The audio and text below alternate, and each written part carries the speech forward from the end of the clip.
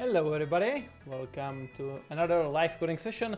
After a little while, we were on a conference last week with my friend Dominic, promoting Uno platform a little bit, and this week I'm back. Window not on Monday, but on Tuesdays. Because Jerome is not here, I thought I would step in a little bit and do the live coding today. My live coding today is going to be shorter, but it is going to be quite interesting because it's a thing that doesn't happen too often, because I will be adding a new part of the API surface from WinRT to Uno platform. And that part is something that's actually automated, and I will show you how it's done. And because it's not really documented anywhere, well, it's documented in text, but not in video, so I thought I would do a video of how it's done. And the reason I'm doing it is because I have this very nice PR for in-app ratings, which is kind of the review dialog for applications where you say if you like the application, then you rate it on the App Store or Google Play Store. But this functionality is not implemented in Uno platform, and we wanted to have it.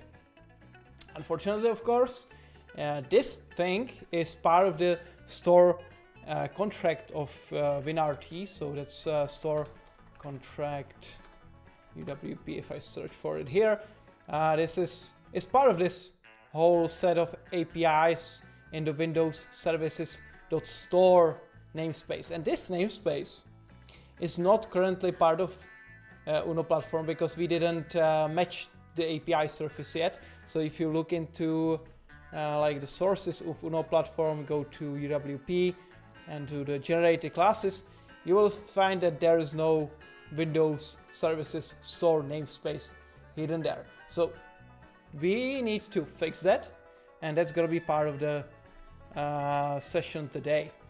The second part of it, I would like to redo my changes from this PR because I have already done it before, but it's just like 2022 September, and the master has moved forward a lot since then, and there is a lot of conflict, so I just want to avoid that, and I will just redo the whole thing, but this time on video, so it's gonna be even documented, which is nice. So let's get started, and I will first open the Uno platform solution, specifically the tools SLNF, which is part of our solution which contains all of the tooling that we have. So various tools, generators and stuff like that. And the most interesting ones for us are the UWP sync generator and UWP sync generator reference. So these two projects are responsible for generating the API surface of Uno platform by matching the WinUI and UWP contract, and then generating the missing classes and missing namespaces and missing properties and so on, so that everything is the same in both Uno platform and WinUI and UWP. So this contains two projects. One is just the reference project that allows us to reference various parts of UWP and WinRT, and the second one is the generator itself, which is a classic console application that takes care of generating everything. And to actually add a new contract, we will need to plug it in here. So I will just first show you where the contract is actually hidden, which should be in program files, Windows kits 10. There should be references, I think. Yeah, so here are all the contracts that WinRT contains, and there should be Windows Services store contract, which is the one that represents the store. And you can see that there is this WinMD file, which contains all of those APIs that are part of the store contract. And we need to add it to Uno platform. So what I'm gonna do here is that I first go here into program CS, which launches the generation or synchronization of API surface between some contract and Uno platform. And I will add one here, which will be called Windows. Well, I'll just copy the name so I don't make any mistake accidentally. So I'll paste it here. So this is the contract that we will be synchronizing. And as this comment states, we need to do two more things. We first need to add this store contract to the list of origins in generator CS. So it's here. So the origins list is here. And we basically just add that contract here. I will add it into the same order here. So in behind the calls phone contract. So behind this one, I will add the store contract. So this is matching the individual contracts, matching the file names of contracts and finding that specific contract to load the assembly from. So that is the first step. The second step, as is mentioned here, we need to add it to the list of supported contracts in API information shared. And that will be done afterwards. I will just first start with this first step of actually generating that contract, because it's by doing this change, nothing is generated yet. We need to actually run the generator and synchronize it. So I will actually commit this. So feed add to sync generator. So this adds that functionality, and now let's sync that. So I will. There is actually a documentation for how to run this, and I will show you here in documentation. We have a new search engine, so it's gonna be hopefully easy to find. So I'll search for sync generator. So this is the sync generator tool, and it has some description about what everything does, but the most important thing is how to run it. So you need to open a developer command prompt for VS22. And then you go to that specific folder in the solution. So I will just go here. It's gonna be folder Uno build. So that should be run sync tool, CMD. So I will go to that folder. And now there is an important note that is shown when you actually run the tool. So run API sync tool. You need to make sure that the cross-targeting prompts, which is a file that overrides the default platform targeting, is not defined, because when you're developing Uno platform, usually define this so you can target just single platform, which speeds up the build when you're doing debugging a lot. So I will comment this out to keep it targeting all the targets. And now we are running in developer command prompt, which is fine. The cross-targeting override props is not defining the override, and this script is run from the build folder, which is also correct. So everything should be fine. So let's run it, and we'll actually close this so that I don't have any Visual Studio freezes. And we should see that some stuff is going to be generated here. So I will run, and this actually builds the project and then starts. Oh, we have some mentioning. Oh, right. The issue here is that the Uno global JSON defines a version of .NET I don't have. So I have to see which is the one that I have installed right now. 304. So let's do that. No pre-releases. So let's try this again. Hopefully now it's gonna be better. So it builds the projects, and then based on the build information then generates the targeting. And there's still some problem there. Right. Okay. So Okay. Does not support targeting. .NET 8, right. So I will have to probably... Because now the solution supports both .NET 8 and .NET 7, so I will probably have to install .NET 8 preview so that we can generate both .NET 7 and .NET 8.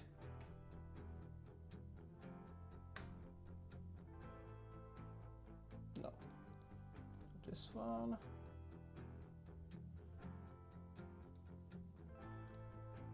So let's download it.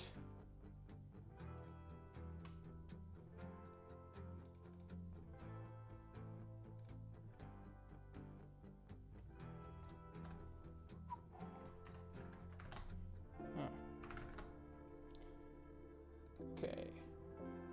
Installing .NET 8 is gonna be fun. Okay. Oh, fatal error. Nice. Log file. What do we have there?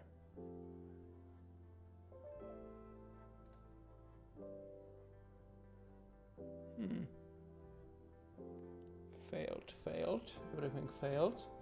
It's not nice. Let's try again.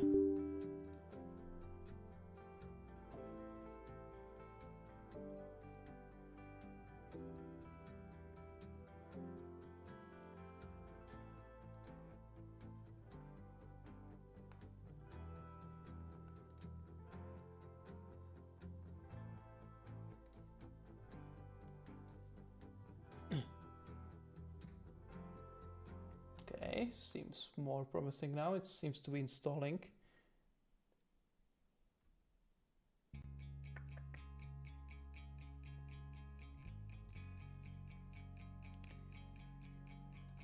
All right, installed. So let's verify it. .NET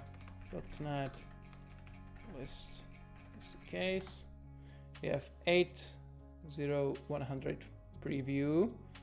So now, hopefully, yeah, so we're running this one, but if I do release, come on.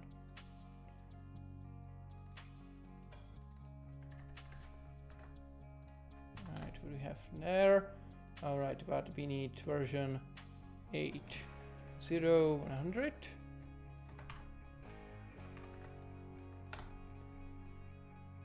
Okay.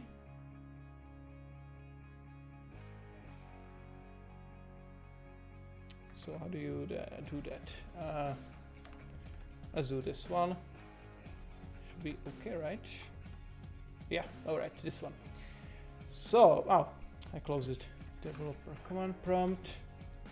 So now that we have the right SDK, we should be able to run the sync generator tool, hopefully. So run API sync tool, and let's do this. Okay, now it's less red, which is a good sign. And we're generating stuff.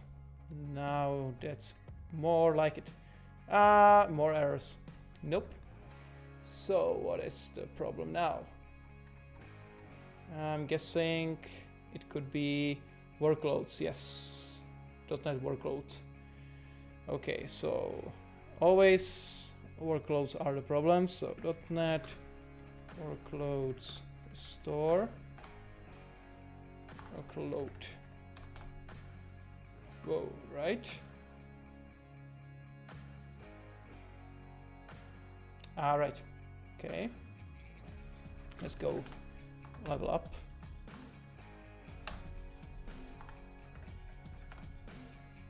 Okay. Maybe no check will be a good solution here.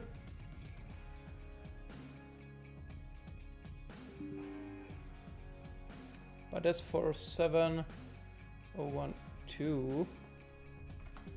We like the latest one. .NET. Okay. Let's see, what was the experimental.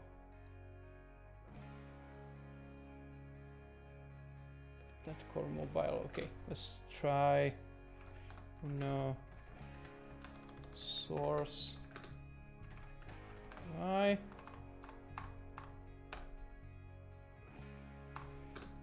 Right. How do you specify the project equals? So no UI. Core mobile. Ooh. How do you specify the project?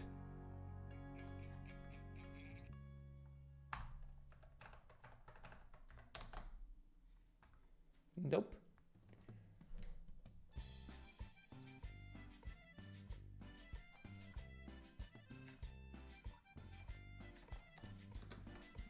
Right, this should be the right one, right?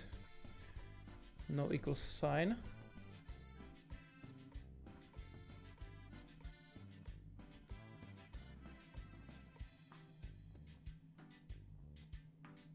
Ah, good. Now it seems to be doing something. We'll just have to wait because it's gonna be a long installation as usual with workloads. So let it do its thing. So in the meantime, let's do something else entirely.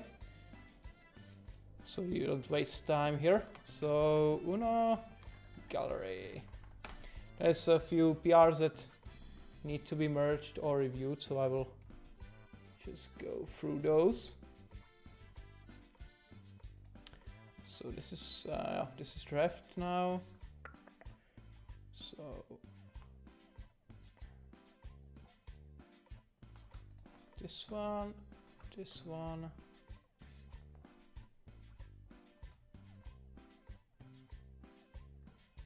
and this one. So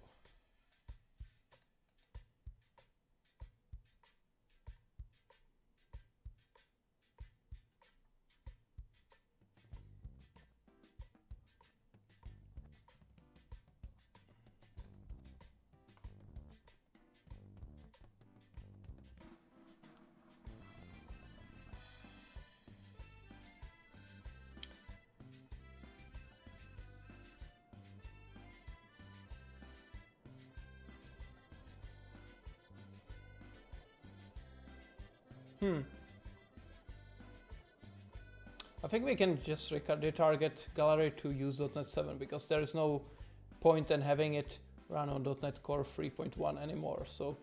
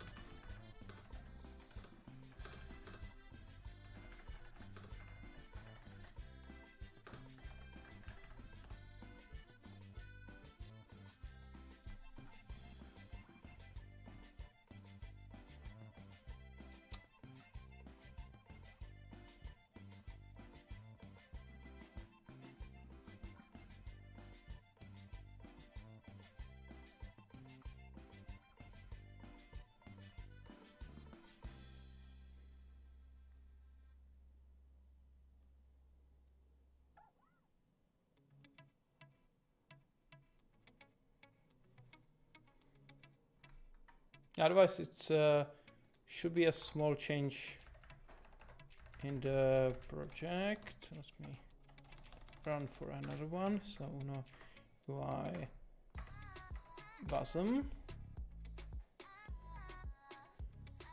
So otherwise it should be fine, but this one should be addressed, I think.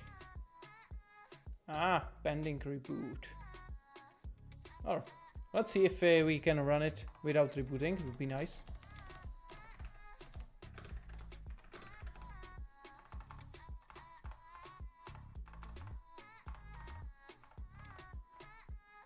Oh. Okay.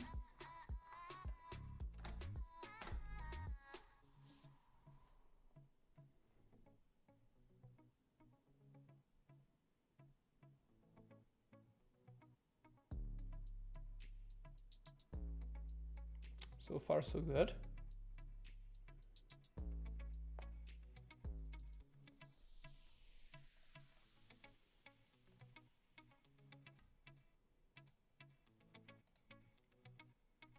So far, so good, but I'm afraid it could still fail on the WebAssembly workload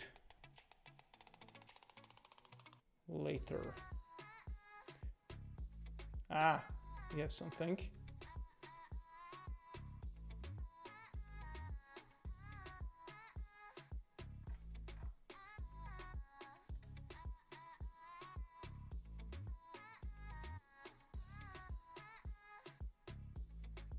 Alright, a lot of weird errors,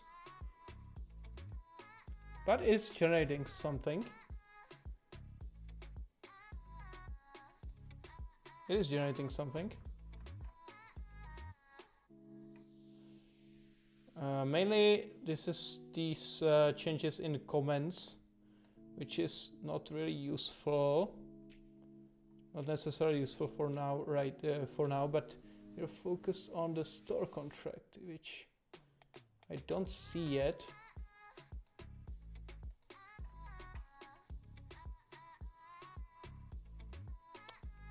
So let's open it in the File Explorer, and it should be store services store contract. Okay, so this folder should now contain all the types that are present in the store namespace. And if I close this down, so this is UWP, and in there should be a folder with that store contract. So store. A lot of changes there. It's because the comment was changed and it applies everything. So it means that all the files have been touched, but the ones that are interesting are with the plus sign here. So those are the store contract APIs. So I will stash those and add them. So add Windows services store namespace. So this is the whole store related set of types, and I will, that should be the only thing that's in that contract, right? Yeah, there's nothing else. So I will commit this. I will just discard everything else except for that global JSON file change. You can keep that. Okay.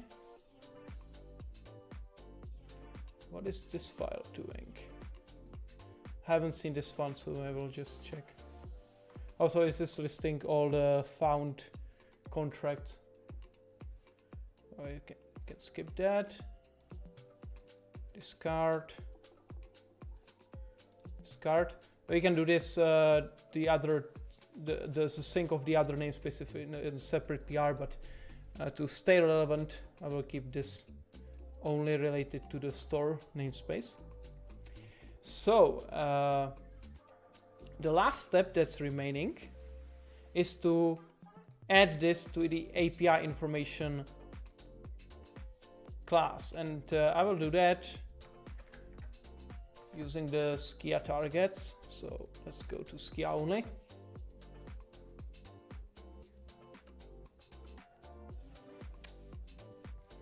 And in there, I'll go to API information shared. So this method is API contract present, is useful for checking if a given contract is present. Well, it makes sense. And the main point of it is that it checks for various cases where you provide a contract name. It checks if that contract is listed here. And if it is, then it will return the version that was synced. And specifically, we're syncing the 22,000 API. So if I go to back to the program files, Windows, kits, 10, references 22,000. So this one was this is the one that we are syncing. And there's store contract, which is in version 4 there. So what I will do is I'll take this one, so it's in the right order, and paste there the store contract.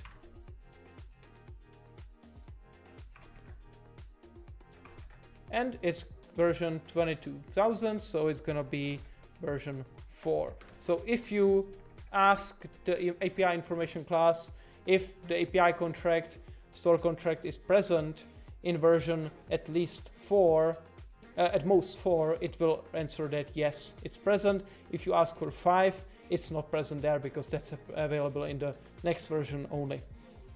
So that's it. That should be enough. I think there's some test coverage there. I'll just check that there. Doesn't seem so here. No. I thought there was a test covering this, but if not, we could actually even write it.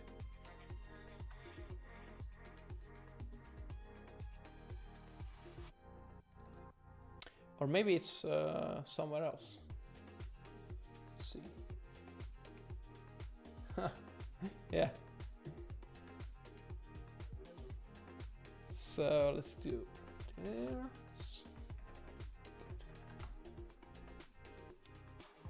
The fun thing is that often you find yourself doing stuff that usually works and then doesn't during the live stream, which is kind of funny, but it's a learning experience definitely.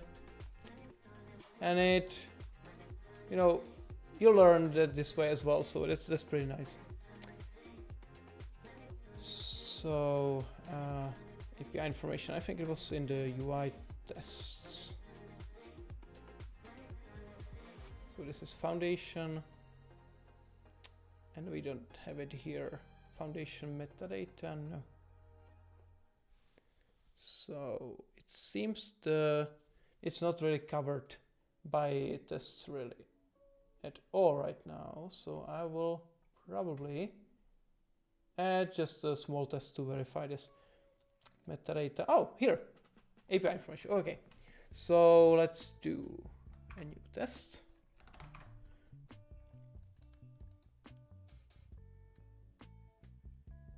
Yeah, yes. Sometimes you think you understand something until you actually try to explain it, which is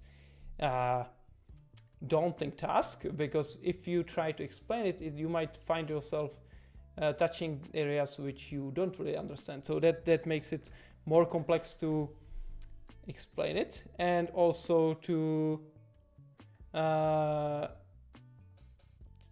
present the information succinctly. So that's problematic, definitely. So store contract.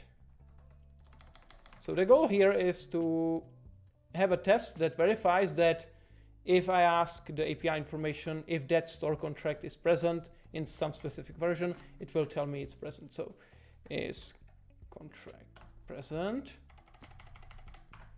and the name of the contract is, I will copy it so I don't make any typo. So this.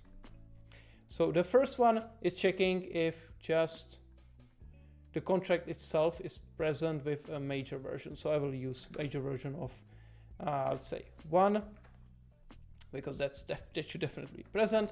And then the same thing I will do for version of 4.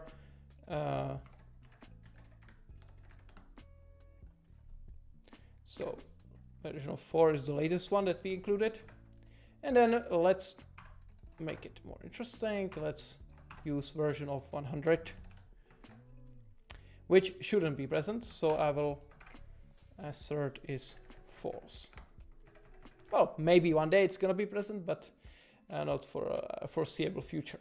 So this test should verify all that we need. Maybe just one more test there to verify that a point version is present. So let's see, version 2.2.3.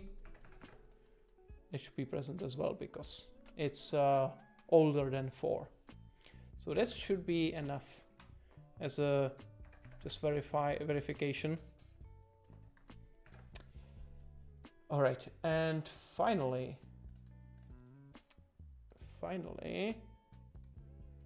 let's push this. So just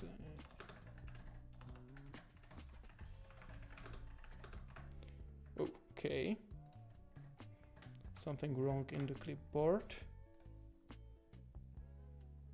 So the name is Windows Services Store Contract, and test.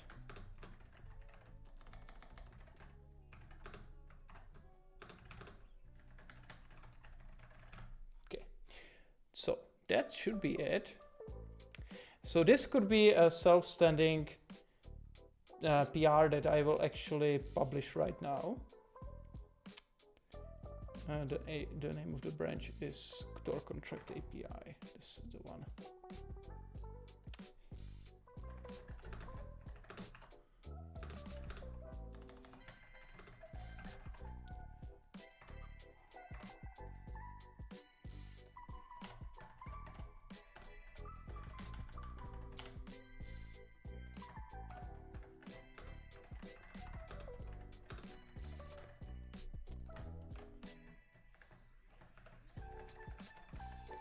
Okay, we have added unit tests. We didn't validate this. No breaking changes, no issues, and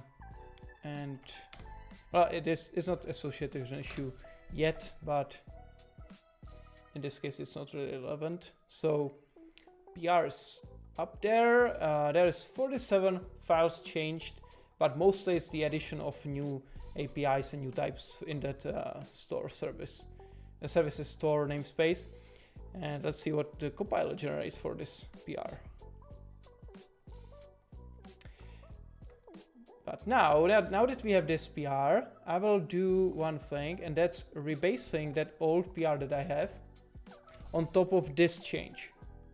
Because that old PR for in-app rating contains the iOS implementation already, and it should, let's stash this.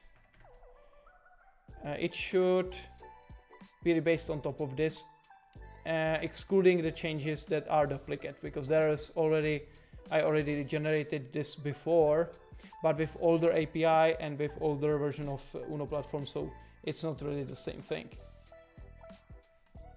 But luckily, I separated this into 2 commits, and the second commit is the one that really matters in this case, is the in-app rating request on iOS.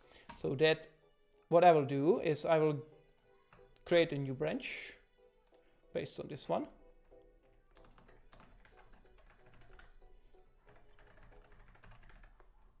Store review. It's based on the same commit as we just created with the PR.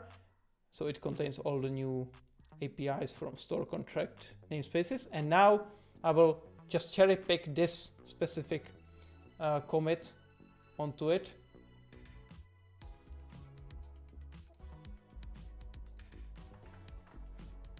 So this one I will cherry pick and commit. And we have conflicts there. Yeah, because it changed also the generated classes, the 2 generated classes. So I will have to resolve that those conflicts. So first off, status. I think we can keep the version from the old commit because it contains the falses, which is what we want in this case. So false, this one. This is the one that mentions the result of the store rate and review request, and I will select the ones on the left because we have it. Well, it's not implemented everywhere, so that's not really correct here. So let's do it like this. This, and let's do false for iOS. And the status should be there. And that's it seems. Right, so resolve. And then we have the store context.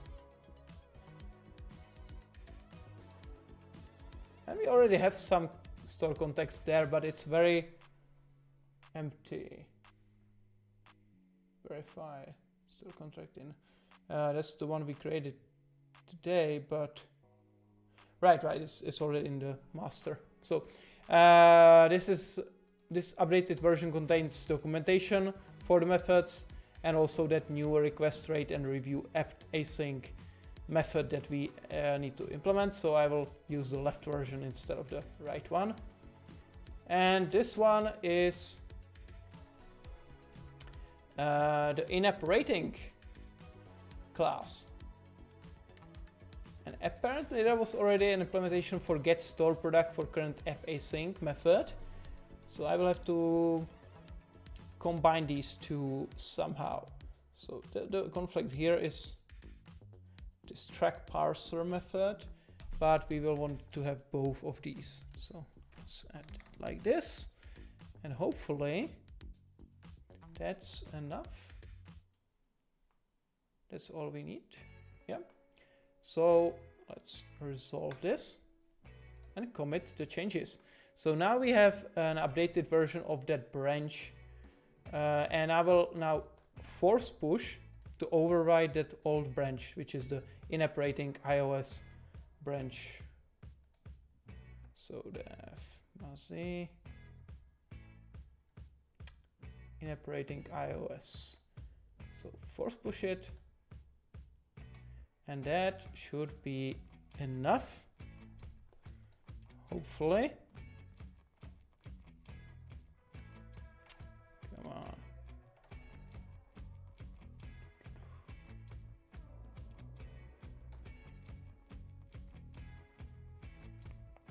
Nothing yet. Yeah, okay. Now we have it. So essentially this PR is now a follow-up to that one that's already open from today. So I will mark this as information there. Hello, Dimitri. So I will add this here as a note.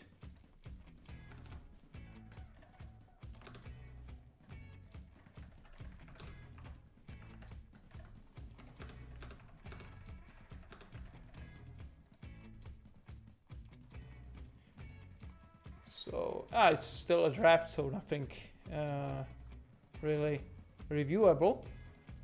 But so after this is merged, this one will be just single commit because it's going to be just the iOS implementation for in-app rating requests. So that's pretty good.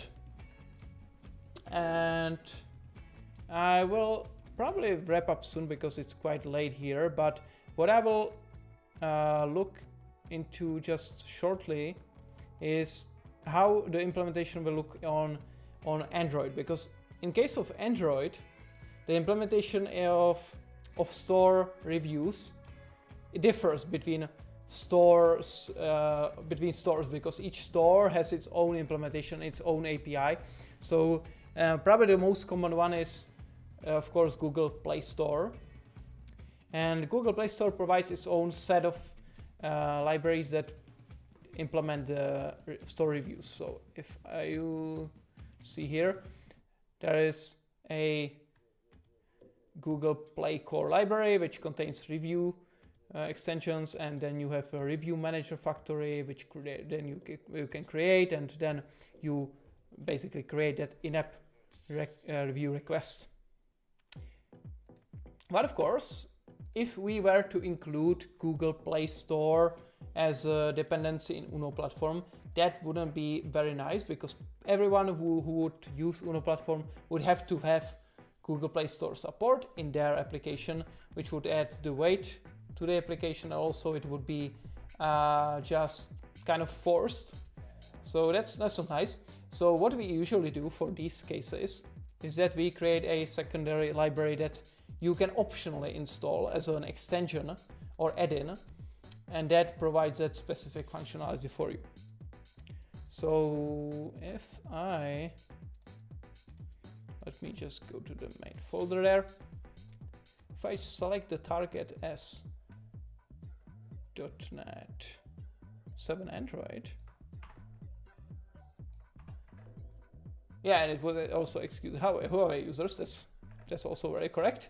So yeah, so for each of the store providers, you have to implement separate implementation of the services, and that would be also like Amazon store and so on. So it's actually a good thing to make this API extensible, which is something that we can even provide in Uno platform, where you provide a interface which someone then implements, and that interface is then used inside of the actual API. So when it's resolved, you can then call that API. So that's possible, definitely. But let me just show you quickly. We have a very similar thing already for foldables. So we have Uno UI foldable, which is specifically available on Android currently. We have iOS target, but for iOS it's not really implemented. It's just a mock of that API, but for Android it's actually implemented, and it provides the implementation for foldable devices, where you have a hinge angle sensor, which gives you the hinge angle when you open the device or close it. It gives you the angle of that device, and this implementation is provided as a extensibility point for Android specifically. And when you install that library into your application, it gets recognized by Uno platform and then instantiated, and then you can use it. So in a similar fashion, we should probably do a Uno UI Play Store services or something like that, where you would have all the Play Store related extensions, which would be then used in Uno platform by the built-in APIs like store services and so on. So that's what we'll have to do, and I will probably focus on that next time, because as I said, I had just a small window of time today, but this should be quite easy to implement actually. Just adding that new library here and implementing the functionality itself shouldn't be a big problem. The tricky thing there is when you are done with the implementation itself, then you need to also do the NuGet package, make it part of the CI, then also publish that NuGet package, and that's a lot of work. That's kind of a issue or task for itself. So I will probably do that next time, because it makes sense to do this as a single chunk of work to actually implement the Google Play Store and then also the NuGet package itself. So I think that will be it for today. I hope it was interesting for you, at least that the source generation part of it, where we sync the API surface from WinUI and WinRT to Uno platform, because this is the same thing that we do for all the APIs, and it allows us to make sure that we are always up to date with the latest changes from Microsoft. So when they add a new API, it gets automatically synchronized using this tool, and we always have the latest version of it. So when, for example, a new method is added, which was the case with the, I think, text box has some kind of clipboard related methods. Yeah, so we have like that, it gets like can paste clipboard content, or there was clipboard, not copying to clipboard, but paste from clipboard, and these things. These were added after the initial release of UWP, but because we had that sync generator running, it was added automatically into API surface, even though those methods were not really implemented, but they were there, which means that a user can call them without causing compilation errors, and then it can be enabled on specific platforms where it makes sense. So we actually implemented these everywhere, but initially they were not implemented anywhere, and we can then easily add them and implement them on specific platforms where they are actually usable. So yeah, that's it. So I will see you next time. I hope you enjoyed this, and next time I will probably be here again on Monday in my usual time slot. So I'll see you, and have a good day and good night or good morning or whatever is your time zone. Right, bye bye.